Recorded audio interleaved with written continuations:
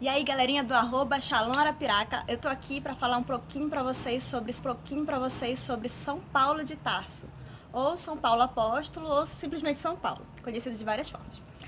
Eu vou começar um pouquinho sobre a conversão dele. Na verdade, São Paulo é um santo que eu tenho muita devoção, gosto demais dele, eu achei ele simplesmente fantástico, assim, né? Uma grande inspiração, assim, um grande modelo de santo para mim. E ele é tão santo, mas tão santo, que até a maior metrópole do Brasil tem um nome em homenagem a ele, São Paulo.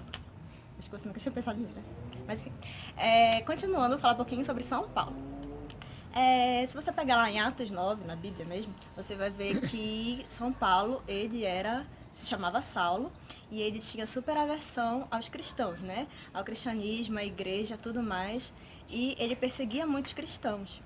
E Saulo, na época, né, tinha tanta ira e tanta sede por matar os cristãos, que determinada vez, né, ele chegou no sumo sacerdote e pediu para ele escrever umas cartas, né? E essas cartas seria permitida a prisão dos cristãos em Damasco.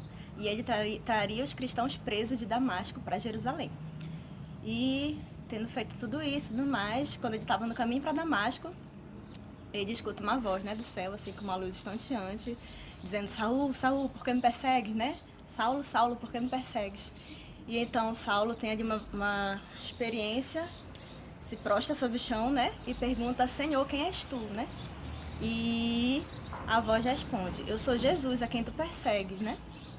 E diz na Bíblia, né, na passagem, que os homens que estavam com ele não estavam vendo nada, não estavam entendendo nada, né? Mas só estavam vendo que ele estava ali, prostrado sobre o chão, e também não viam nada, não estavam entendendo, né? Mas também tiveram um grande temor.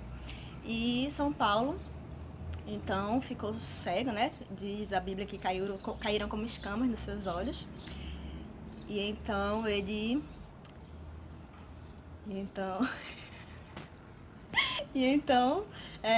Jesus, Deus envia ao profeta, Deus fala a ele, né, que ele estava sendo batizado no Espírito e tudo mais, e contar que o que ele viveu, entre aspas, resumindo, foi uma experiência com Deus, né? E quando Ananias visita Saulo, né, Saulo é batizado, tem batismo no Espírito e tudo mais, tem uma forte experiência de conversão. Estou resumindo um pouquinho a história aqui, né, dele. E a partir dali, né, de perseguidor da igreja, perseguidor dos cristãos, perseguidor dos apóstolos, Saulo se torna um apóstolo, né, se torna um discípulo de Jesus. Ele teve uma verdadeira experiência com a pessoa de Jesus, né? Ele chegou e disse: o que eu estava fazendo da minha vida, né? Eu quero e vou. E São Paulo, para mim, é um grande exemplo de evangelizador, né? Uma grande parresia, um homem de oração era São Paulo. Isso você pode ter certeza que São Paulo rezava, né? Só pelas lapadas de glória que ele dá na Bíblia, quando você vai ler as passagens dele, né? Aquele do amor paciente, amor caridoso, amor prestativo. Quem é que teria todo esse entendimento sobre o amor se não fosse uma pessoa que rezasse como São Paulo, né?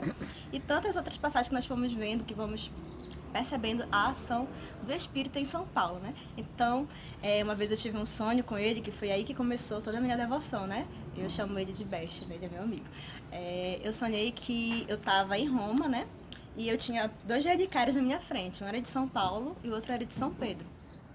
E algo me dizia no meu coração que eu deveria ir rezar na frente do relicário de São Paulo, né? Sendo que eu já estava aqui indo para São Pedro, eu preciso rezar com São Paulo.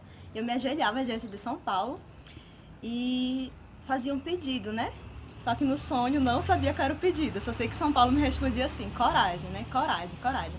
E quando eu acordei no outro dia, aquilo ficou muito forte pra mim, porque eu não sou assim de sonhar sempre com santos e tudo mais. É bem difícil, pra falar a verdade, né? Eu tenho algum sonho assim. Normalmente eu quase nem sonho.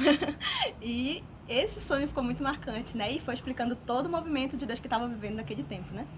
E depois eu tive outros sonhos com ele também, né? Sonhos parecidos.